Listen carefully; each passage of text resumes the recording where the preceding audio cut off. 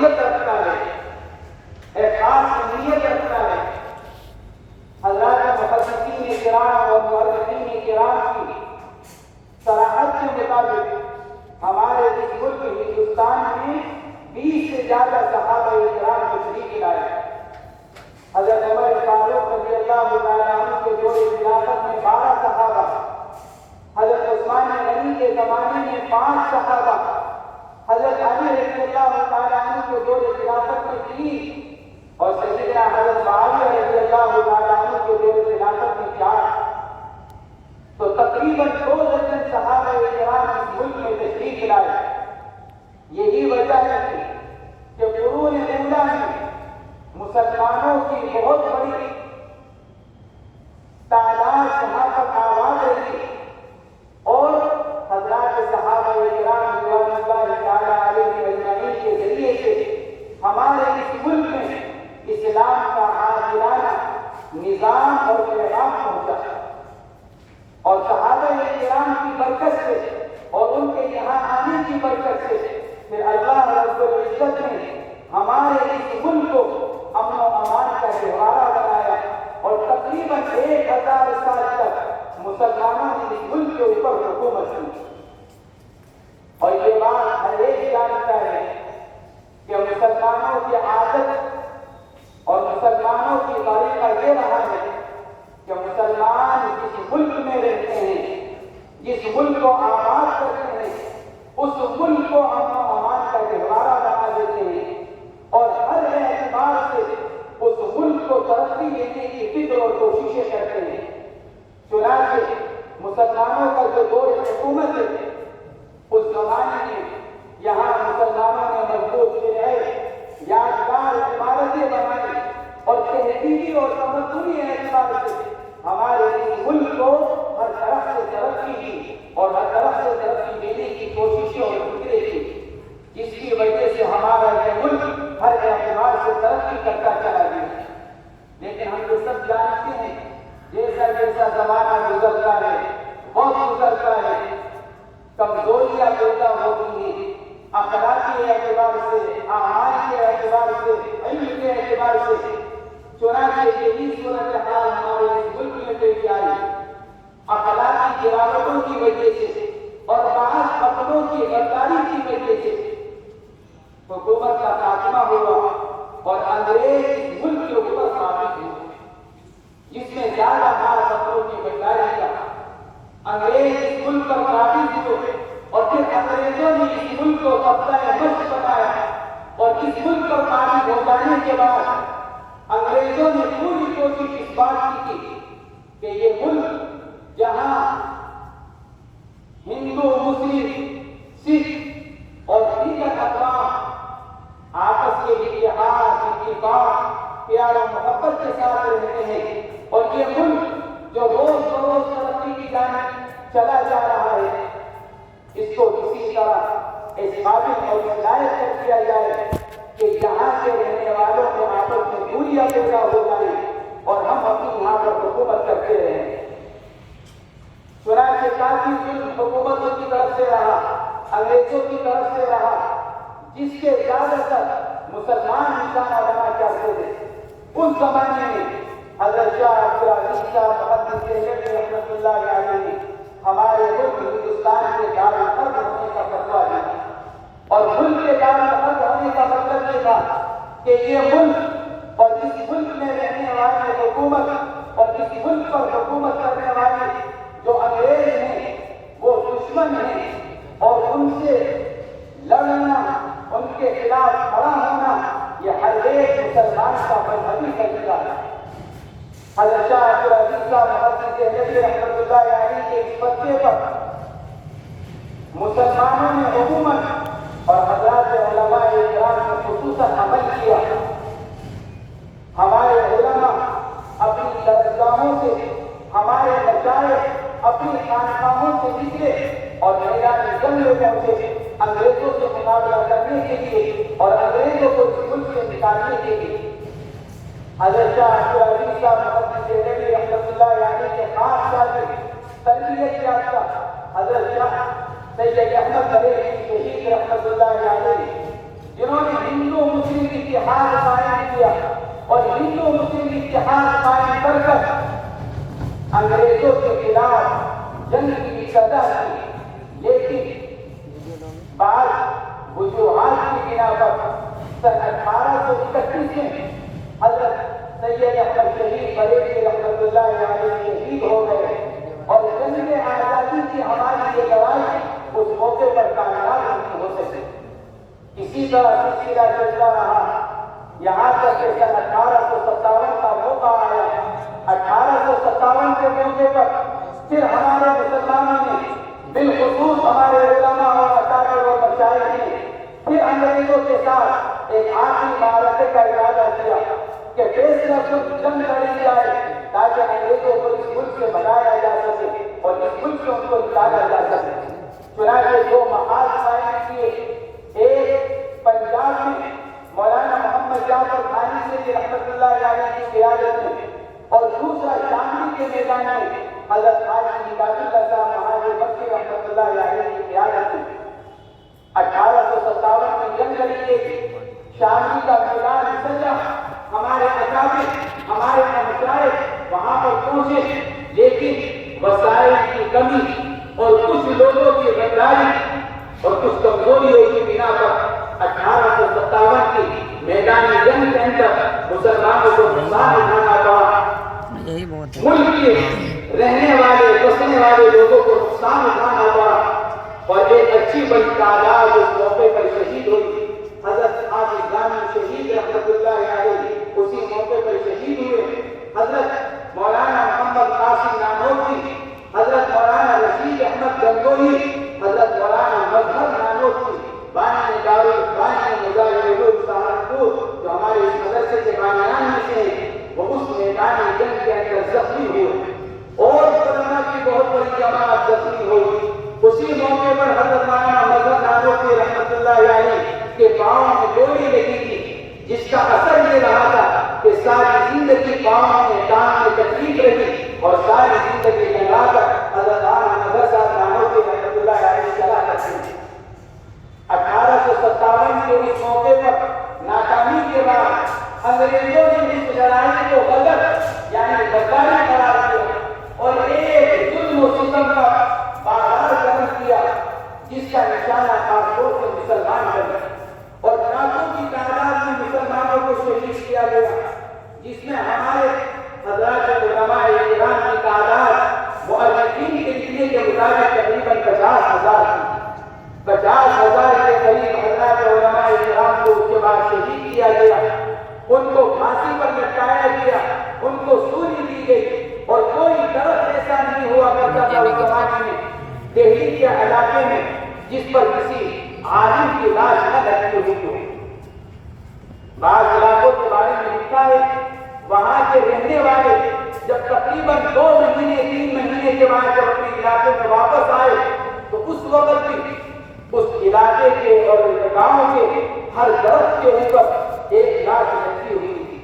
2 مہینے 3 مہینے گزر جانے کے بعد میرے دوستوں بزرگوں اور بھائیوں، مسلمانوں نے یہ قربانیاں دی، قدیم میں بھی ہوتا حضرات علماء کرام نے یہ قربانیاں دی 1857 میں اور 1857 کے بعد، اور اس موقع پر پھر انگریزوں نے یہ کوشش کی کہ اب مسلمانوں کے اندر سے جذبہ جہاد نکالنے کے لیے اور لڑائی کا جذبہ ختم کرنے کے لیے اور ان کے عوام کو علماء سے دور کرنے کے لیے کوششیں کی جائیں۔ چنانچہ اس زمانے کے جو وزیر لارڈ میکالے تھے، انہوں نے کہا تھا کہ ہم اب آئندہ ہندوستان کی ایک ایسی قوم تیار کریں گے، چاہے ہندو ہو یا مسلمان، ہم ایک ایسی قوم تیار کریں گے جو اپنے رنگ کے اعتبار سے،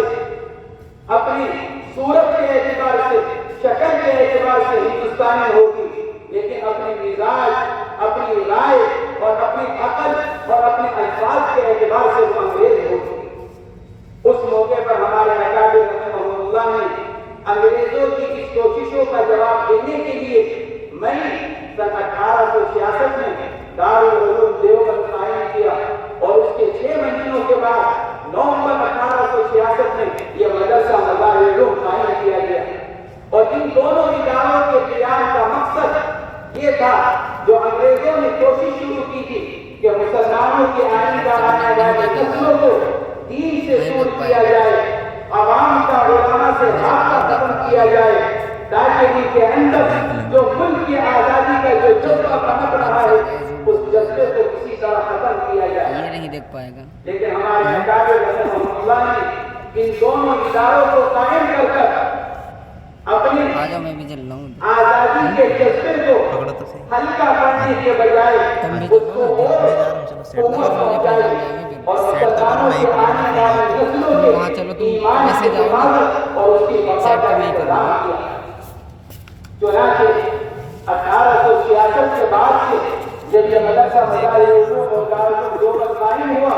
اس وقت سے ہمارے اکابر رحمہ اللہ انگریزوں کے خلاف لڑتے رہے، انگریزوں کے خلاف کھڑے رہے، اور علماء کی ایک بہت بڑی جماعت جس میں ہزاروں نام ہیں، جن میں بالخصوص حضرت مولانا محمد قاسم نانوتوی، حضرت شیخ الدین حضرت مولانا محمود حسن دیوبندی، حضرت مولانا خلیل احمد سہارنپوری، حضرت مولانا رشید احمد گنگولی، حضرت مولانا مظہر نانوتوی اور حضرت مولانا سعادت احمد فقیر جو بانیان مظاہر علوم سہارنپور میں سے ہیں۔ حضرت مولانا سعادت احمد فقیر رحمۃ اللہ علیہ کے بارے میں لکھا ہے اور ہمارے والد محترم حضرت مولانا سید محمد شاہی صاحب رحمۃ اللہ علیہ کہ جنگ آزادی کے اندر حضرت مولانا سعادت احمد فقیر رحمۃ اللہ علیہ کا بڑا کردار، گہرا کردار، لیکن خاموش کردار تھا۔ وہ نمایاں نہیں تھے، خاموش اور پیچھے رہ کر تنہائی میں الگ مکمل طور پر جنگ آزادی کی مہم پر لگے ہوئے تھے، اور انگریزوں کے خلاف جو مجاہدین کھڑے ہوئے تھے اور لڑ رہے تھے، حضرت مولانا سعادت احمد فقیر رحمۃ اللہ علیہ ان مجاہدین کے لیے مالیات کا انتظام کیا کرتے تھے، پیسوں کا انتظام، مالیات کا انتظام، ان کی ضرورتوں کا انتظام حضرت مولانا سعادت احمد فقیر رحمۃ اللہ علیہ کیا کرتے تھے۔ چنانچہ یہ بات عام ہو گئی، کھل گئی، اور انگریزوں کی طرف سے باقاعدہ حضرت کے خلاف وارنٹ جاری ہوئے، حکومت کی طرف سے افسران آئے اور حضرت کے مکان کی پوری طور پر تلاشی کی گئی، ایک کاغذ اپنے قبضے میں لیا گیا، اور یہ بات ظاہر ہوئی کہ حضرت مولانا سعادت احمد فقیر رحمۃ اللہ علیہ انگریزوں کے خلاف لڑ رہے ہیں، اور انگریزوں کے خلاف لڑنے والے مجاہدین کی ہر طرح سے اعانت، بالخصوص مالی اعانت کے اندر مشغول ہیں۔ میرے دوستوں، بزرگوں اور بھائیوں، ہمارے اکابر، ہمارے علماء نے اس طرح اس جنگ آزادی کے اندر حصہ لیا، اس ملک کو آزاد کیا اور اس ملک کو آزاد کرانے کی محنت اور کوشش کی۔ اللہ رب العزت نے ہمارے اکابر، ہمارے مشائخ، ہمارے علماء جن کے بعض کے نام لیے، ورنہ ایک بہت بڑی جماعت ہے جنہوں نے ان کے اندر قربانیاں دی، اپنے ملک کو آزاد کرایا، انگریزوں کے خلاف لوہا لیا، اور ہر طرح کی قربانی، جانی ہو، مالی ہو، وطنی ہو، ہر طرح کی قربانی ہمارے اکابر اور ہمارے علماء اور ہمارے مشائخ نے دی۔ انہی کی قربانیوں کی بدولت 1947 میں جا کر ہمارا یہ ملک آزاد ہوا، اور اللہ رب العزت نے یہاں رہنے والوں کو انگریزوں کی غلامی سے چھٹکارا مرحمت کروایا، اور ہمیں آزاد ملک مرحمت کروایا۔ اس کے بعد افسوس کی بات یہ ہے کہ بعض لوگوں نے مسلمانوں کی عموماً اور علماء اور مشائخ کی خصوصاً ملک کی آزادی کے لیے دی جانے والی قربانیوں کو بھلا دیا، بلکہ اس کو ختم کرنے کی کوششیں شروع کر دی گئی، ان کا نام مٹانے کی فکر کی گئی، ان کے کارناموں کو بھلایا گیا، ان کے ناموں کو نکالا گیا، تاکہ یہ آنے والی نسلوں کو یہ پتہ نہ چل سکے کہ اس ملک کی آزادی میں اگر سب سے زیادہ کسی کا رول ہے تو وہ حضرات علماء کرام کا ہے اور مسلمانوں کا ہے۔ یہی وجہ ہے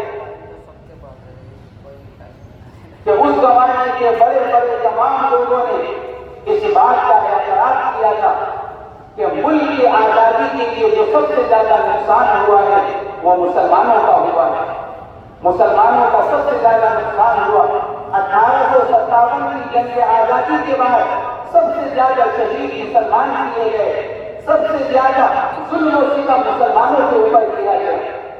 اللہ رب العزت نے اپنے فضل و کرم سے 1947 میں ہمارے ملک کو آزاد کیا، اور آج الحمدللہ ہم اپنے اکابر، اپنے علماء کی قربانیوں کی بدولت ایک آزاد ملک کے اندر رہ رہے ہیں، اور دستور کے مطابق جو ہندوستان کا ملک کا جو دستور ہے اس کے مطابق یہاں رہنے والے ہر شخص کو، یہاں رہنے والے ہر انسان کو، چاہے وہ کسی بھی مذہب سے تعلق رکھتا ہو، ہر ایک کو مذہبی آزادی اور شخصی آزادی دستیاب ہے اور اس کو حاصل ہے۔ میرے دوستوں، بزرگ اور بھائیوں، ضرورت اس بات کی ہے ہم خود بھی اپنے علماء اور مسلمانوں کی قربانیوں سے واقف ہیں۔ ہم خود اپنے علماء کی قربانیوں کو نہیں جانتے، ہمیں خود یہ معلوم نہیں کہ ہمارے اکابر نے اس ملک کی آزادی کے لیے کیا قربانیاں دی ہیں، مسلمانوں نے کیا قربانیاں دی ہیں، ہم خود نہیں جانتے۔ اس لیے ضرورت اس بات کی ہے ہم میں سے ہر ایک اپنے علماء اور اکابر کی قربانیوں کو پڑھے، ان کو سنیں اور مثبت انداز میں برادران وطن کو، مسلمانوں کے عموماً اور علماء کے خصوصاً قربانیوں سے واقف کرائیں۔ ہم خود نہیں جانیں گے ہم دوسروں کو کیا قربانیاں بتلائیں گے، اس لیے ہم خود کی قربانیوں کو جانیں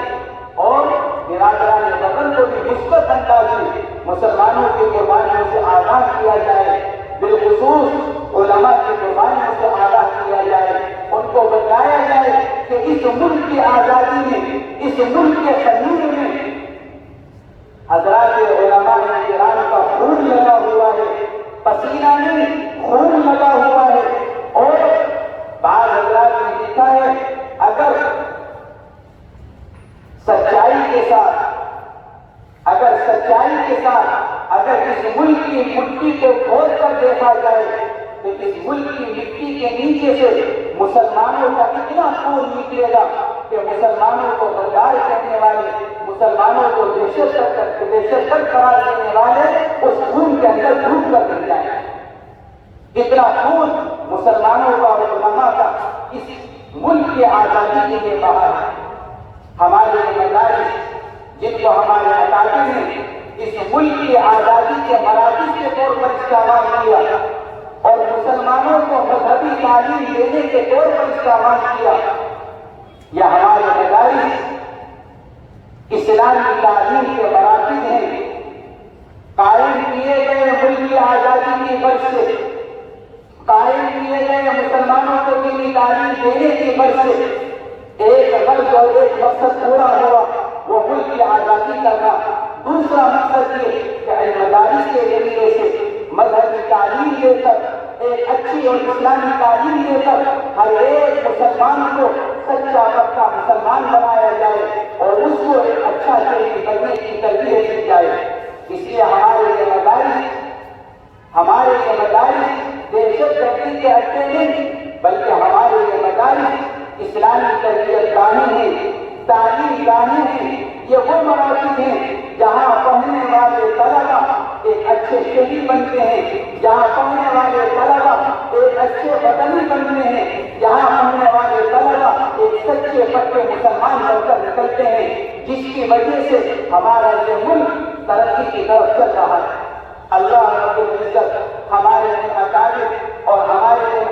مشائخ کی قربانیوں کو خصوصاً اور مسلمانوں کی قربانیوں کو عموماً جو دی گئی، اللہ رب العزت ان تمام قربانیوں کو قبول فرمائے، ہم سب کی طرف سے ان کو جزائے خیر مرحمت فرمائے،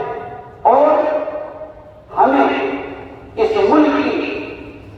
مزید ترقی کے لیے فکر کرنے کی،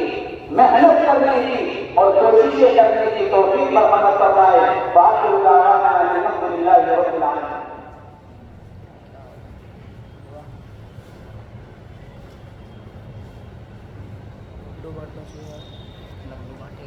बाटे